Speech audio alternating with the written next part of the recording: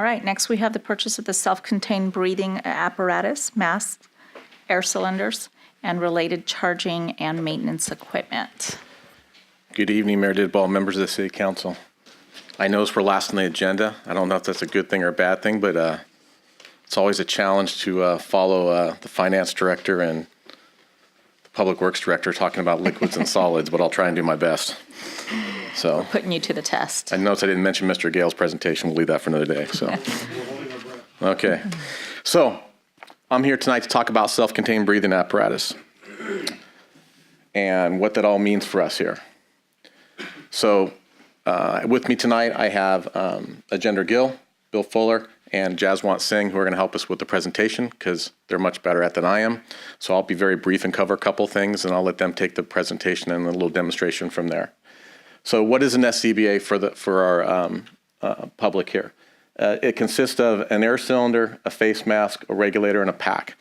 SCBA, and another thing you may be familiar with, is like scuba gear. Scuba gear is used to be able to breathe underwater. Well, our SCBA, or self-contained breathing apparatus, are made to be able to breathe in atmospheres that are not good for us to breathe in. We often refer to that as IDLH, which is immediate dangerous to life and health. So anytime we get an atmosphere that is not tenable, we have to have the good equipment to make sure that we have that safety equipment so we can breathe and be able to do our job. Our SCBA goes hand in hand with the rest of what we call our PPE ensemble, which is our personal protective equipment, which is our turnouts and our helmets and our goggles and our goggles and our boots. So between our PPE and our SCBAs, as you can see, we like to use acronyms in the fire service. That's what protects us. That's what allows us to go into dealing with hazardous materials. That's what allows us to go in and deal with fires and allows us to go in those atmospheres that are very dangerous. So replacement of SCBAs. Because SCBAs deal with firefighter safety, there are very, very strict laws on what we can and can't do with our SCBAs. NFPA, which is the National Fire Protection Association, which provides guidelines, recommends that we replace or requires that we replace our cylinders every 15 years. Those are the tanks on the back. We also have to follow OSHA respiratory requirements in order to maintain our breathing apparatus. So basically every 15 years, and we're not unique, it's typical for fire departments across the U.S. and any other industry that uses SCBAs, that they have to at least replace their cylinders, if not their entire units, every 15 years. Our last purchase, we were very successful to get it on an assistance to firefighter grant. We were able to purchase Scott breathing apparatus about 15 years ago, and we've been using those Scott breathing apparatus, and they've worked very well for us. Originally, the goal this year was to also put it on an AFG grant. Unfortunately, the timelines did not line up. We actually are going to start losing a majority of our cylinders by April 13th, so we have to have our new stuff purchased, placed in here for service and in training, train our personnel, and have them on the engines prior to April 13th, April 8th, 13th, or April 15th, around that time. So that was, and that's a DOT requirement. So DOT also governs us as far as transporting hazardous materials, and compressed air, believe it or not, is considered a hazardous material. So we cannot use those cylinders or transport them in our vehicles after that date, and that's one of the driving factors. So I was going to come to you. The good and the bad of this is, unfortunately, we have to come to you and ask for funding through the general fund instead of going through the grant. But the AFG grant did come out, and we were able to. I was probably going to come to you sometime next fiscal year and talk about radios, because we need to replace our radios, our portable radios, our engine radios, and our base stations and our stations, which is about $360,000. So we were able to take advantage and kind of swap it. So I won't be coming to you hopefully next year. Hopefully we'll be successful for radios. We put in for that grant and we're waiting for that. But I am coming to you tonight. We'll be talking about asking for funding for the SCBAs. The original estimates, this is one thing that worked out really well for us. The original estimates, they're very, very expensive with all the equipment that comes along with it. About $650,000 was our original estimate or range that we came up with to replace all the SCBAs and all the parts and pieces and accessories and charging units and everything that goes along with it. That was our original estimate, and it was a pretty legitimate estimate, and that was a concern of ours. As many of you know, I serve on CAL FIRE Incident Management team, and so when we were on the Cascade Fire down there, I started talking to some of my colleagues, because there's a lot of chiefs down there, and I said, hey, I'm running into this problem with SCBA's. Has anybody been going out to bid for them? Has anyone been doing anything? And I have a lot of CAL FIRE chiefs that are on that team. So one of them came to me and said, we just got a bid from the state of California, got a bid through Scott to purchase all of the SCBA's in the state of California. And here's the bid package, boom.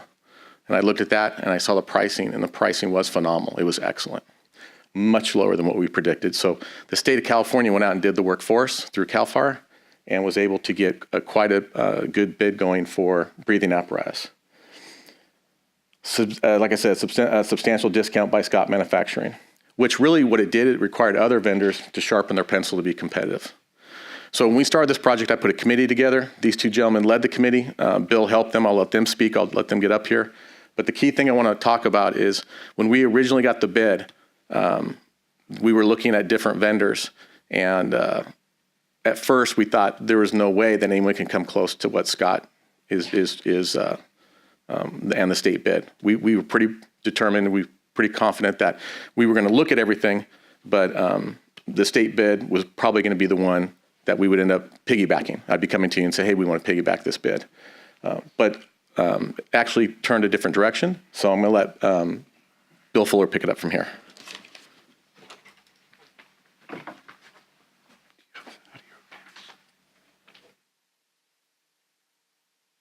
Good evening. I want to talk a little bit about the evaluation process that we followed. Pardon me. There we go. As Chief Daly said, we formed a committee made up of Engineer Singh, Captain Gill, and also Captain Parno and myself. The committee put together a formal request for invitation, and they were using a process that Sacramento Metro Fire Department and 9 other area fire departments within that region had used on their process. Basically invited manufacturers to come in to answer questions from the committee, do a presentation of their equipment, basically tell us why we should buy their process. 6 manufacturers were invited to participate. Only 2 took advantage of it and showed up, and that was MSA Bauer and Scott Safety.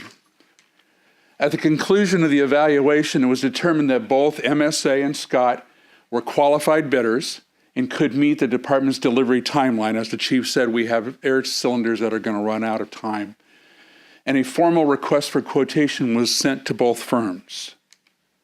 Bids were received from both firms. The MSA Bauer was received before the bid deadline. All-Star Fire Scott was received after the bid deadline, but we decided to include both quotations in the evaluation. The bid comparisons, MSA came in at $362,351.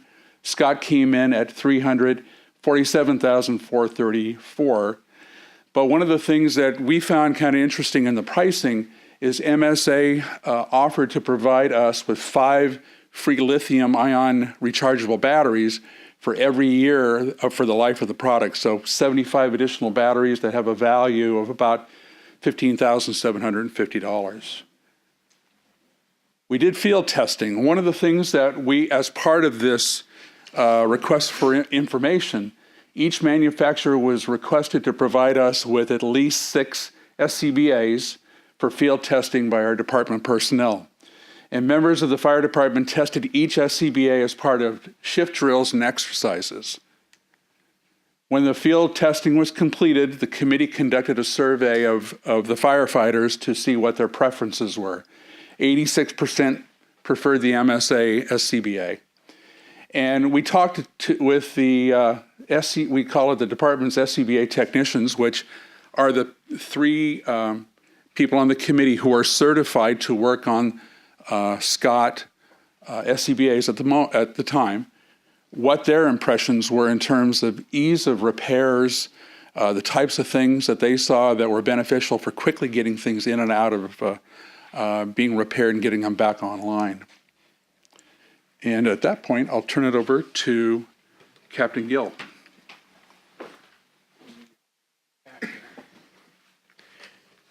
Good evening. Jasmine's going to open up the air pack and show you guys as we talk through this. But these are just in no particular order, but the features that we preferred with this air pack.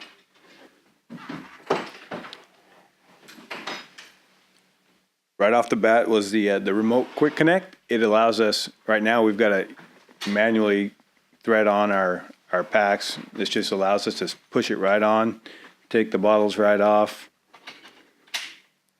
then go into the face piece. The current packs we have now, the face masks, have a voice amp attached to the mask itself and a potential to add a thermal imaging device on the other side of it. But we figured for safety reasons, this is a preferred mask because there's nothing on it and it's actually got a wider field of view versus what we have right now. These packs, both companies' packs are about 6 pounds heavier, considerably heavier when you pick them up, and you'll notice the weight. What this pack does is it's got an adjustable lumbar support. It not only swivels with us, but it actually goes up and down as well to sit on your spine at a certain point, so you can actually individualize the pack, making the weight a lot more tolerable. Another safety feature was on the past device, there's a digital gauge versus just an analog gauge, which both of them have. But the digital gauge on this one's got very large numbers, and it's got a backlit screen, which other firefighters can see from far away, which is green based on the level of the air pressure you've got. So you'll know when it's time to leave the building. And not only that, but it can be actually configured to, just by push of a button on the PASS device itself, you can configure it to where, based on your breathing level, how fast you're breathing, it'll tell you how many minutes of air you've got left. And finally, I think what we liked also was just an added feature was the battery. Right now we've got, in our current packs, we've got 9 volts, AA's and AAA's. And this one's just got one battery pack, rechargeable. It's just easily removed, easily inserted, and it powers everything that's on the pack. So there's no multiple swapping out of batteries at different times. It's one battery. It goes out after anywhere from 2 weeks to about a month and a half, and you'll swap it out. And then that's pretty much it there. And then we'll let Jasmine finish it off. And you gonna be able to rotate this? Oh, you got it there. To switch that. Okay.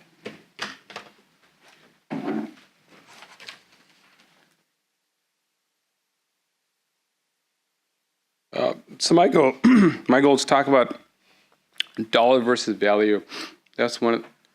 Jenna Gill, RSL, we live in city of Yuba City, so we're a part of who contribute to the sales tax and property taxes. We're very conservative. We want to make sure that the fire department, the city of Yuba City, is getting the best deal possible for the product we're buying. I personally believe the dollar versus value, we're paying a little bit more money. However, it's the best product for the fire department that they're offering right now. I want to talk about the SCBA vital to the fire service. As the chief stated earlier, the SCBA is vital due to we take that SCBA in ideology at Metzmere. And that's not only in fire. A lot of people think it's only fire. We go into hazmat, EMS call, smells in the area, trench rescue. So this pack is not only for firefighting situation, and it provides a key piece of equipment on our apparatus that provides assistance to us to provide the life safety decision we make to help the citizens of Yuba City. We looked at our current repair budget. As Chief stated, our current packs are getting old. We are spending most of our budget in repairs. It's 15-year-old. Any piece of equipment that we use it every day, it's going to need maintenance. We believe with the purchase of a new pack, these new packs have 15-year bumper-to-bumper warranty. So anything that's damaged, not by us, we damage it, obviously we're going to repair it.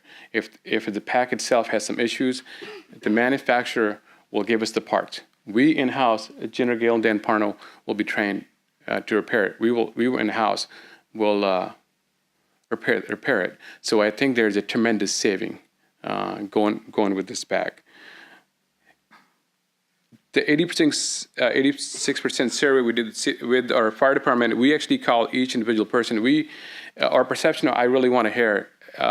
Sometimes you lose some in contact when you do it over the internet survey. We actually call every person. We took every input that they provide us to make sure that this is what they want. This is a 15-year decision. We want to make sure we make the right decision as we go in the future.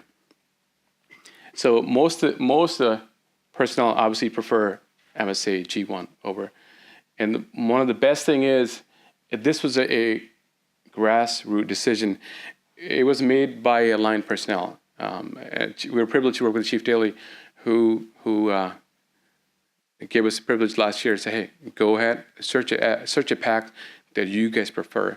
So there is a vested interest by our line personnel that this is the pack that they prefer.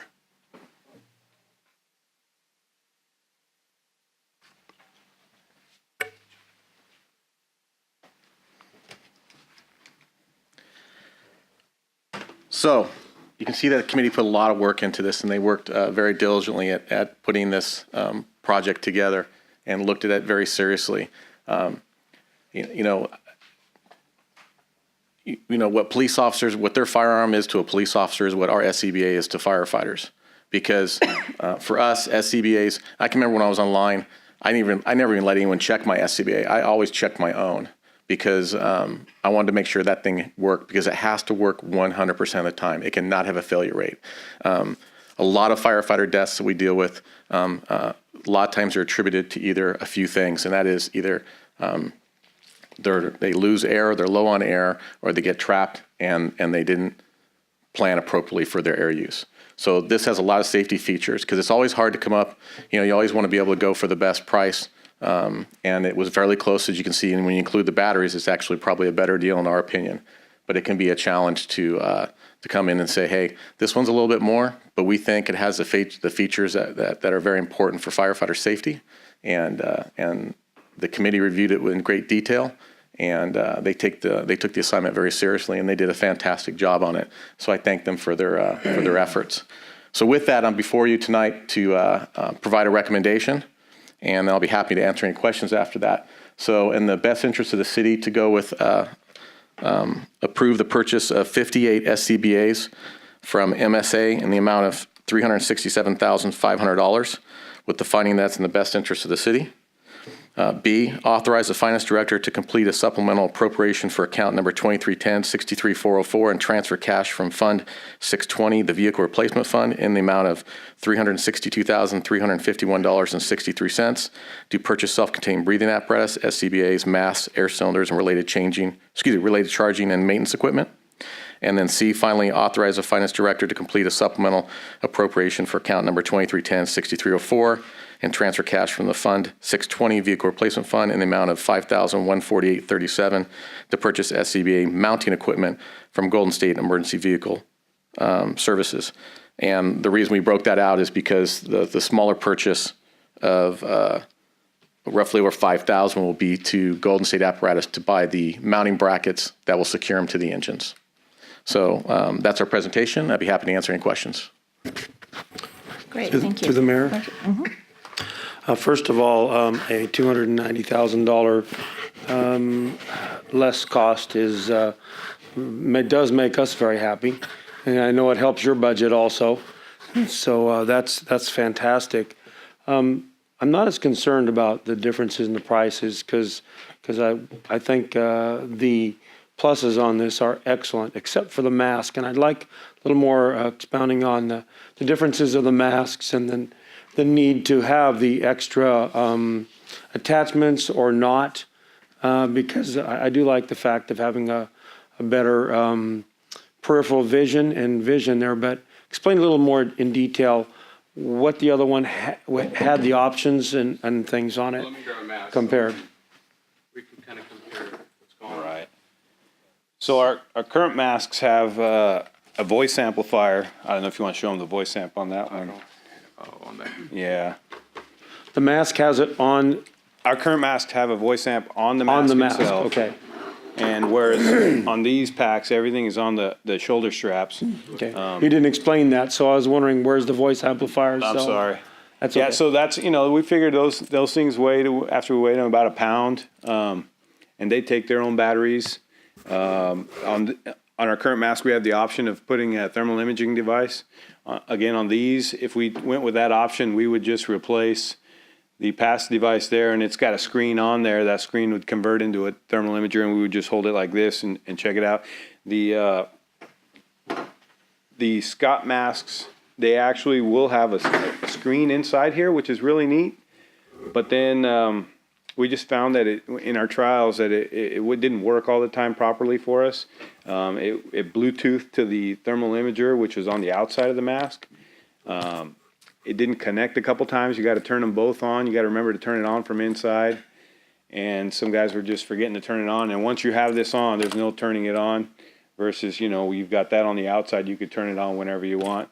But that again would add more weight. And the bigger thing is it's a safety issue in that you've got things that will get caught up on. It's just another appendage on here that could get caught up on something while you're inside. And these things, I can't remember the weight. You had a weight number that these things are supposed to be rated at to be on your face. But, if it's caught up on something, it'll slide off. It could slide off, and that's just another safety thing. For some reason, this is a smaller mask, but the way it wraps around your face, it provides a better field of view. Which, while you're walking around, that's a big thing. You'd want to be able to see more where you're stepping, easier to see. So just that's a big I'm issue satisfied with a lot your of people with explanation. that. But there was no explanation as to the options where they were going to be. Since now I know that they're on Right. there. Yeah. That is much more comforting for me to know that you're getting In what our you need. trial, when we did our Right. trial, we had a Scott mask with a tick on it, with a voice amp. Because we wanted, I told everybody to go in open-minded. I really wanted what is Right. the best. And then my biggest concern was, which I told them, that the stuff getting caught up as firefighters going through. There's nothing to get caught on this mask. And we didn't tell it. We let the guy make a decision. That was a big And the extra weight can be a pain in the neck, literally. It just- Yeah, literally, right? And And I equate this equipment also, my comment is to more like a parachute. Once you jump out of the plane, your parachute's not packed right. Right. You got problems. And so these things need to be the best parachute that you have Yes. for your breathing. yes, and and that's what we found. Some other local departments have purchased these, and we've called around, asked them, what issues they've had with them, and everything we've heard we were satisfied with. So. Okay. That's all I have. Any other comments?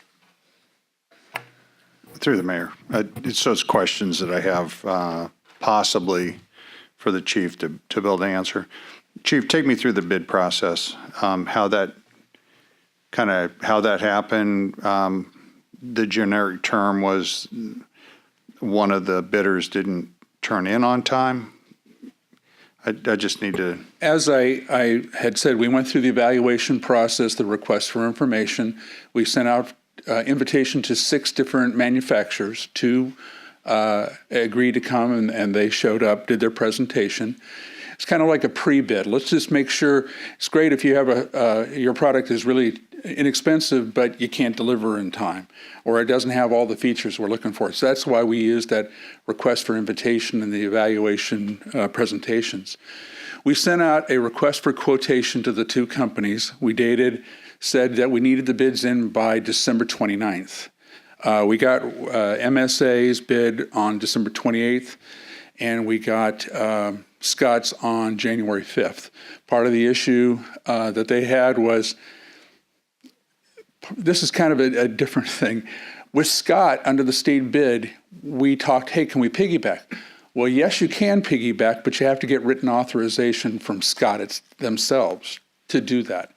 So we wrote a letter to All-Star, who is handling the state contract, I believe statewide here in California. They then had to send our letter with a request back to wherever Scott is, and request formal authorization from them. It was over the holidays. Scott was closed over the holidays. The bid came in, authorization back to All-Star, and the bid came back to us on January 5th. We went ahead and accepted it because the price was very good, but that was before we started the actual field exercises and training for the guys to go through. So we had one bid basically that was official. We allowed the other one to keep in there just so we had some comparisons to what was out there in the market. Thank you. Any others? Okay. I just want to say that I'm glad that you took all the steps to really look at the equipment. I think the safety of the employees is very important in order to take care of the community. So it's important during these bidding processes that you went through the testing phase and so forth. So that was important. Other than that, do we have a motion? Move to approve staff's recommendation A, B, and C. Do we have a second?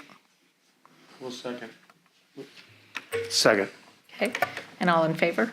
Aye. Any opposition? Thank you very much. Appreciate it.